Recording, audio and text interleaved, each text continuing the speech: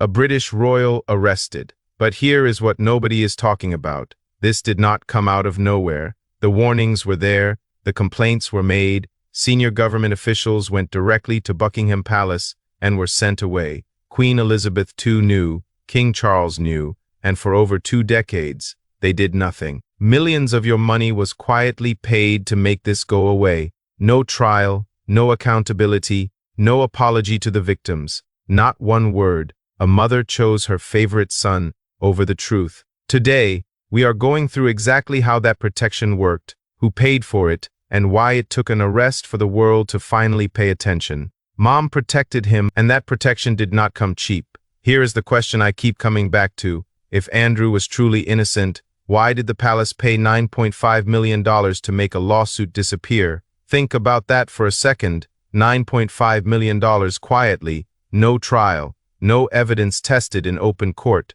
no accountability. According to Hola, U.S. and the Mercury News, Queen Elizabeth II reportedly contributed approximately $9.49 million of the total $14 million settlement paid to Virginia Giuffre, Andrew's sexual abuse accuser. The money allegedly came from the Duchy of Lancaster, a royal estate that British taxpayers helped fund. As Fortune reported, the case was dropped quietly. Andrew admitted no wrongdoing, and the palace moved on like nothing happened. But Virginia Giuffre did not get justice. She got a check, and the British public got the bill. Therefore, the palace's silence stopped being about protecting a family member. It became about protecting an institution. And my opinion, when a mother uses public money to buy her son's way out of a sexual abuse lawsuit, that is not love, that is a cover-up. The question is, who else signed off on it? And that brings us straight to King Charles III, because here is what I want you to sit with.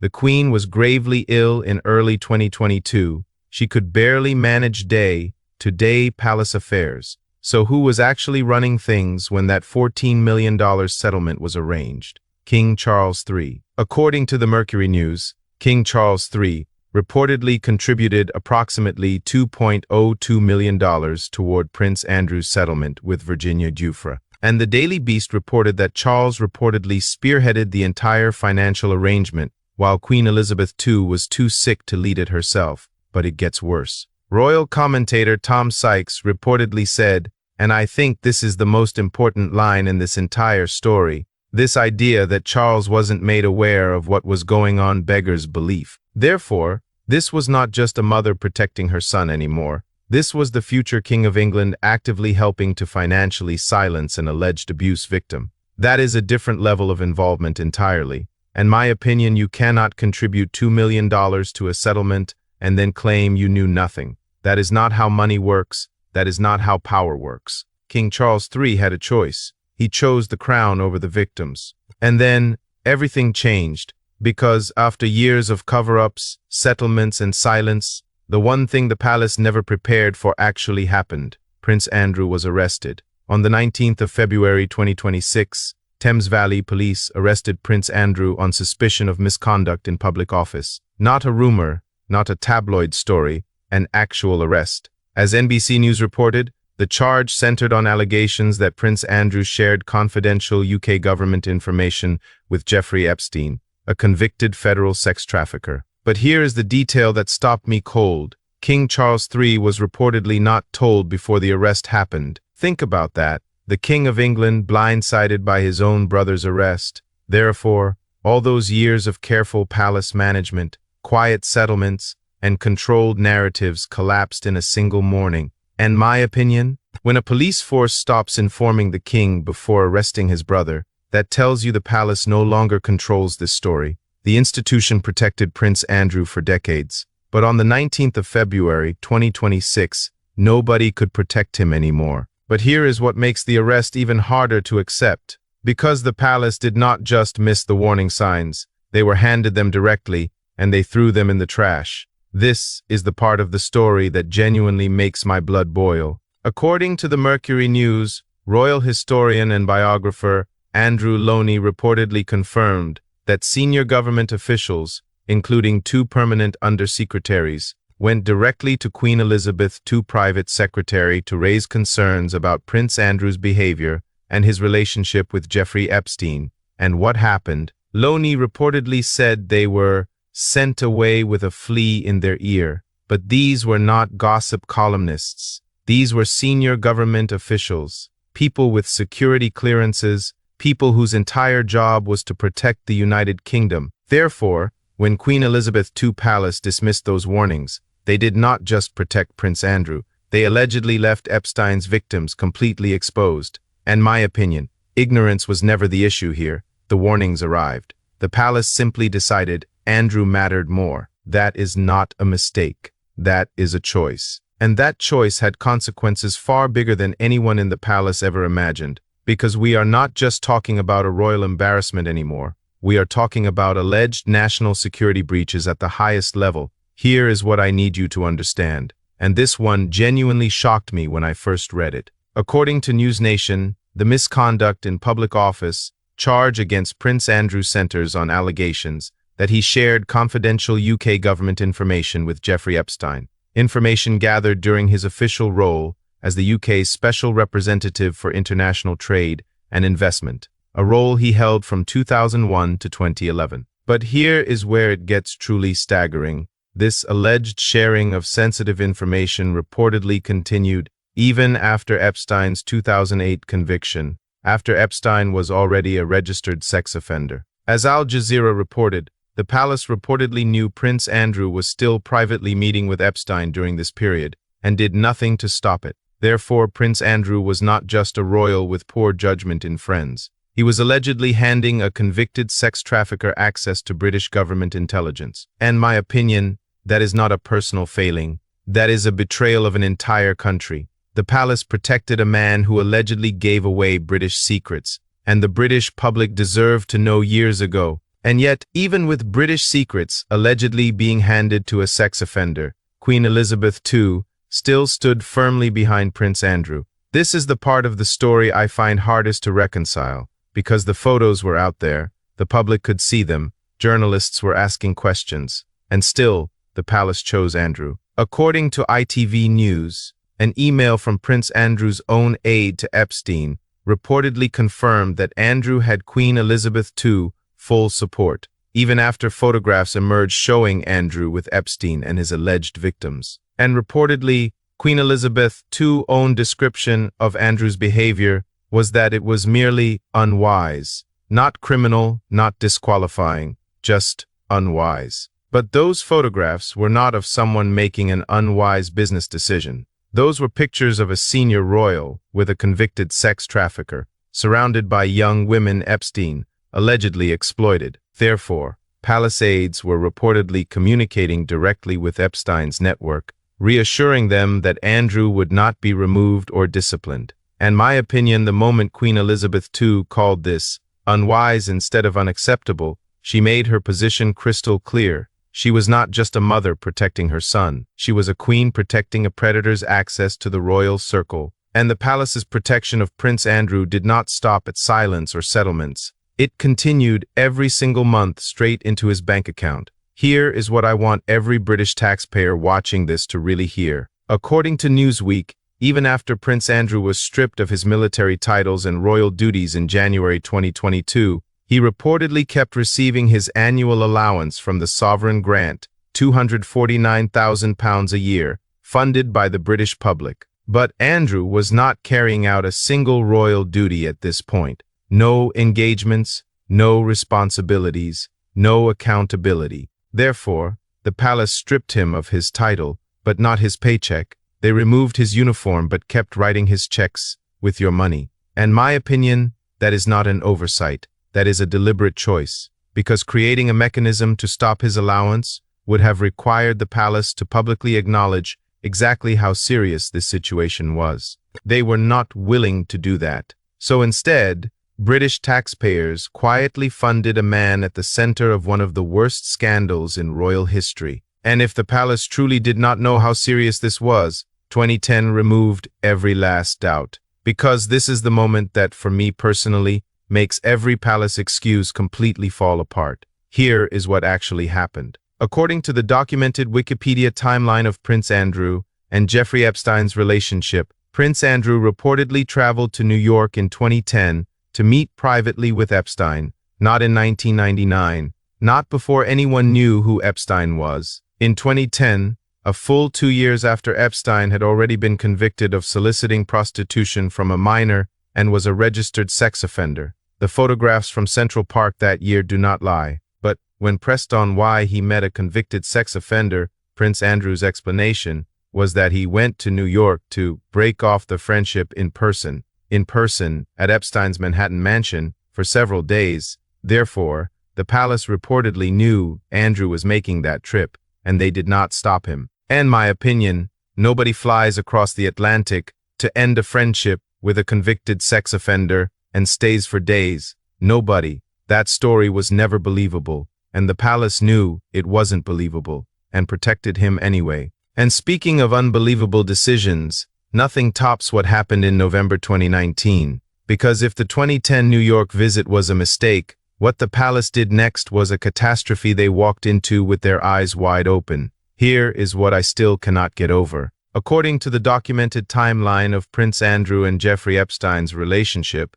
Prince Andrew's now infamous BBC Newsnight interview with Emily Maitlis was reportedly approved by Queen Elizabeth II before it ever aired. It was filmed right there on royal premises, at Buckingham Palace itself, which sent a very deliberate message of palace endorsement. And what did Prince Andrew do with that platform? He denied sweating. He said he had no memory of Virginia Giuffre, and he showed not a single moment of empathy for any of Epstein's victims. But Queen Elizabeth II had reportedly signed off on the whole thing, believing it would draw a line under the scandal once and for all. Therefore, within days of that interview airing, Prince Andrew lost his royal duties entirely. The interview didn't clear his name, it buried it. And my opinion, Queen Elizabeth II approving that interview was the clearest proof yet that the palace had completely lost touch with how the outside world saw this situation. They were not managing a PR problem.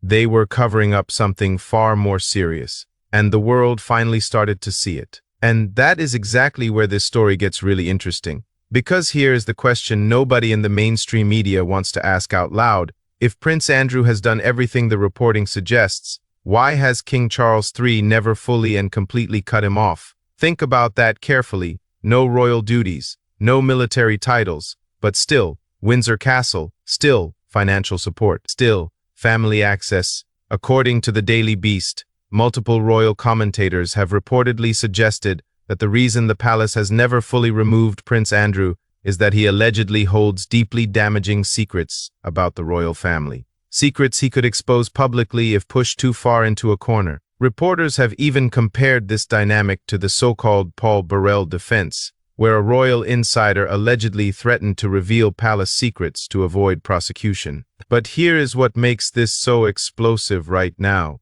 Prince Andrew has been arrested. He is facing a real criminal investigation. Therefore, the pressure on him has never been greater, and the palace's eggshell walking has never been more dangerous, in my opinion. When a family is more afraid of what their own member might say than of what he allegedly did, that tells you everything about where their priorities truly lie. King Charles III is not protecting the British public, he is protecting the crown's secrets, and Prince Andrew knows every single one of them. And while the palace was busy protecting its secrets, there was a real person on the other side of all of this. Because I need to stop here for a moment. We have talked about money. We have talked about settlements and cover-ups and palace politics, but none of that exists without what allegedly happened to Virginia Giuffre first. And this part of the story deserves to be said clearly, and without any softening, according to Wikipedia's documented timeline and NBC News. Virginia Giuffre alleged in sworn legal documents that she was trafficked by Jeffrey Epstein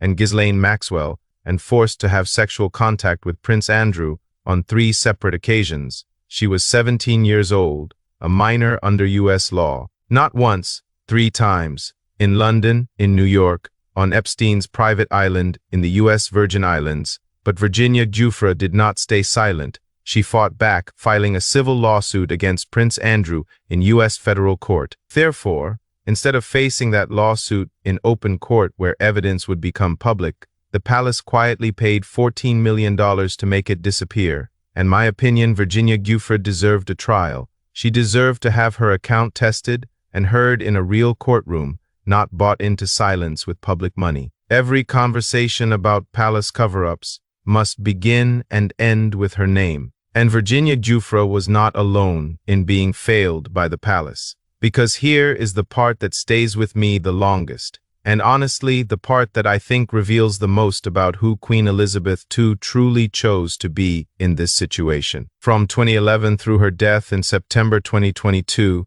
11 years, Queen Elizabeth II never once publicly acknowledged Epstein's victims. Not one word, no apology, no expression of sorrow, no call for an independent investigation. Nothing. As NBC News reported, the Queen's only public action during that entire period was stripping Prince Andrew of his royal duties in January 2022, and she only did that after a U.S. federal judge ruled that Virginia Giuffre's lawsuit could proceed to trial. But think about what that timing tells you. Queen Elizabeth II did not act because it was right. She acted because a courtroom was about to force the truth into the open. Therefore, the palace's strategy for over a decade was simple: stay silent, protect Andrew, and wait for the victims to give up. And my opinion? A queen who leads a nation but cannot find one public word for the young women allegedly abused within her own family's circle. That is not a failure of communication.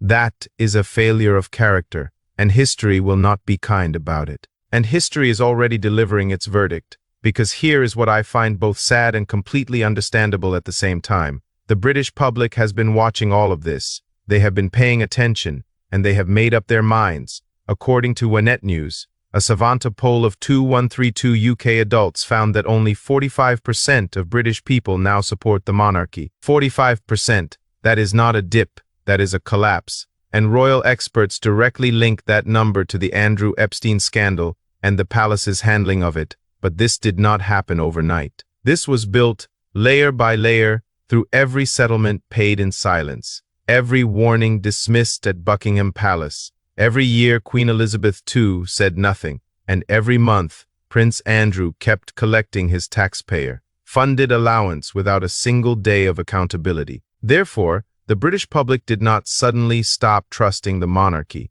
The monarchy repeatedly chose to give them reasons not to. And my opinion, 45% is not just a poll number. It is a public verdict on decades of institutional protection over basic human decency. King Charles III still has time to change this. But that window, much like the public's patience, is closing fast. The people have spoken. The question now is whether anyone inside those palace walls is actually listening. And to truly understand how the palace let this get so far, we need to go all the way back to where it started. Because here's what I want you to understand. This was never hidden, not even close. According to Wikipedia's documented timeline and PBS NewsShore, Prince Andrew's relationship with Jeffrey Epstein reportedly began in 1999. He was introduced through Ghislaine Maxwell, a woman who would later be convicted of sex trafficking minors. From that moment forward, for over a decade, Prince Andrew reportedly attended Epstein's parties,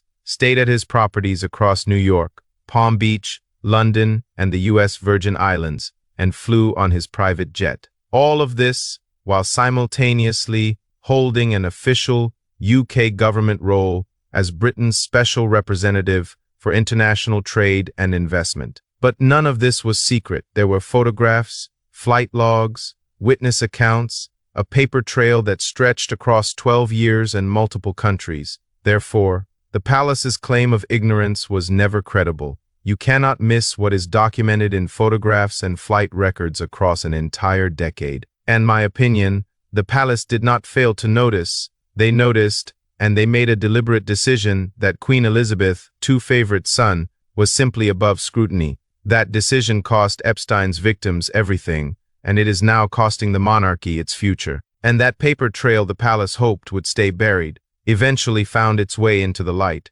Because here is the final piece of this story that ties everything together, and honestly, this one changes the entire picture. For years, the British public was told there was not enough evidence, that this was rumor and tabloid noise, that Prince Andrew had been dealt with and the matter was closed. But it was never closed. According to News Nation, U.S. Department of Justice documents, the so-called Epstein files reportedly mentioned Prince Andrew hundreds of times, hundreds, including references to emails directly involving palace staff. These documents were gathered from the early 2000s, but were sealed for years, allegedly to protect the powerful individuals named within them. But journalists and victims' advocates fought relentlessly through U.S. federal courts to have them released. As Al Jazeera reported, once those files became public in stages from 2024 onward, they provided the direct foundation for the current criminal investigation into Prince Andrew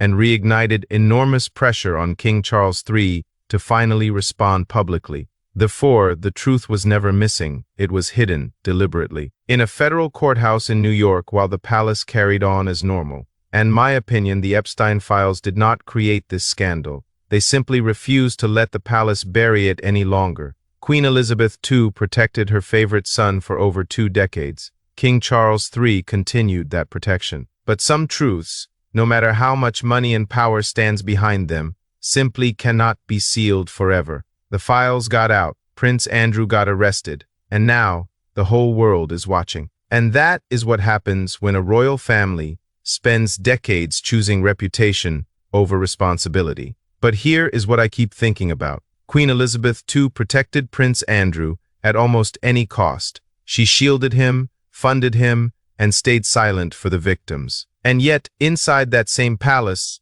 there is a woman who has quietly been doing things very differently, Princess Catherine, and there is one moment involving a curtsy, a small, simple gesture that tells you everything about how the younger generation of this royal family is starting to push back against the old rules. Did Princess Catherine actually refuse to curtsy? And what would Princess Diana, a woman who also knew exactly what it felt like to be failed by that institution, have thought about it? I cover that full story in my next video, and trust me, it connects to everything we just talked about today in ways you will not expect. Click the video on your screen right now. It is called, Did Kate Refuse to Curtsy? Diana would have smiled. I will see you there.